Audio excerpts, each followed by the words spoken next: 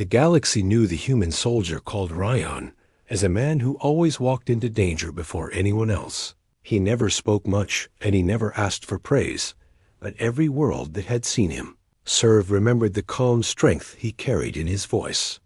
He had a way of stepping into crisis with a quiet certainty that helped others breathe again, and that memory would follow him long after he was gone. Years passed after his service ended, but the legacy he left behind reached farther than even he had imagined. His stories traveled across borders, and his peace missions became lessons for young officers on distant worlds. Among those who heard of him was an alien girl named Lyra, and her life would change the moment she learned the truth.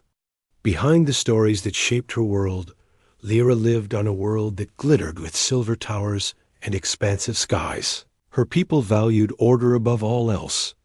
They believed that every life had a fixed place, and every voice had limits they were not allowed to cross. Lyra had followed those rules all her life, until the moment she discovered a hidden message left by the human soldier, who had once visited her world many years before she was born.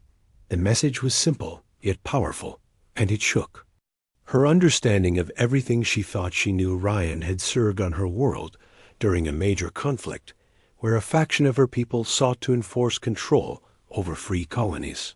The memories of that conflict were burned into the archives, and many young citizens like Lyra studied them in school. They were told that humans were reckless and unpredictable. However, the stories about Ryan did not match that image. He had risked his life to prevent the destruction of a civilian district, and he had negotiated a ceasefire when both sides were prepared to continue fighting. He had defended those who could not defend themselves, and he had urged fairness at every step. His message that Lyra found contained his final reflection on the conflict. He wrote that freedom was worth protecting no matter the cost, and that no rule set by the powerful should silence the truth of the innocent. Lyra sat in her quiet room reading the message again, and again. Ryan had been the only human allowed into the high chambers during the conflict, and he had spoken directly to the leaders of her world. She was raised to believe that any challenge to the central authority was disloyal, yet Ryan had shown courage by questioning their decisions without fear or hesitation. His words awakened something inside her, a feeling she had never allowed herself to understand before. She realized she did not agree with her leader's decisions either, and she wanted to find a voice of her own.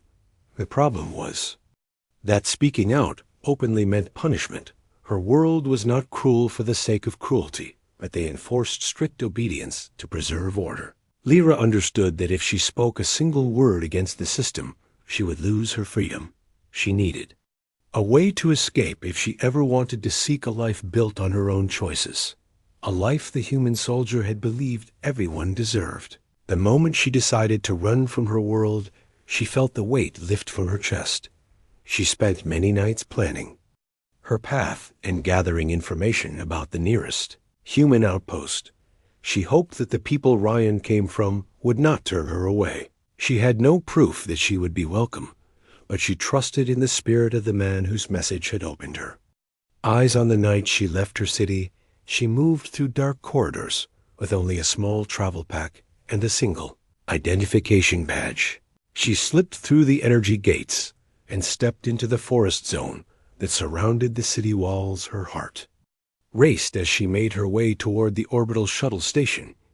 She could feel the watchful eyes of security drones scanning the area, but she kept moving steadily with the determination she had learned from Ryan's stories. The shuttle she needed was a civilian craft bound for a trade station above the planet. If she could make it there, she could board a human vessel passing through trade routes and reach safety. The challenge was reaching the launch bay without drawing attention. The station guards inspected every passenger, and Lyra had to blend into the crowd even though her trembling hands revealed her fear. She stepped into the waiting line and kept her eyes down, hoping no one would notice the way her breathing grew sharp. When she reached the scanner, her badge flickered under the light, and she waited as the system processed her identity. It felt like an eternity until the screen flashed approved, and she nearly collapsed from relief as she stepped forward into the craft. The shuttle ascended quietly, and Lyra watched her world shrink beneath her. She had always admired the beauty of its shining towers, but now she felt only the weight of what she had left behind. It was not resentment, but sadness for the life she could not change. She remembered Ryan's message saying that courage was not the absence of fear, but the decision to move forward despite it. She held on to that thought as she traveled upward into the stars. When she reached the trade station, she searched for any sign of a human ship, and soon she found one docked on the far side. The vessel was a medium-sized transport ship crewed by human explorers. She approached their boarding ramp with caution, hoping they would listen to her story before turning her away. The first human she met was a pilot named Nate, a young man with steady eyes who listened intently as she explained her situation. He was surprised, but he did not dismiss her. Instead, he brought her to the ship captain, a thoughtful woman named Laura, who examined Lyra badge and asked a few careful questions. Laura had heard of Ryan many times. He was a legend in the human fleet, and his actions inspired many recruits. She believed that anyone influenced by him deserved a chance.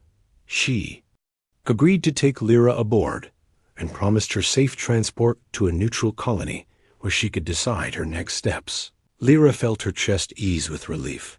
She had never expected such kindness from strangers, but she understood now that Ryan had not been unique in his belief in fairness.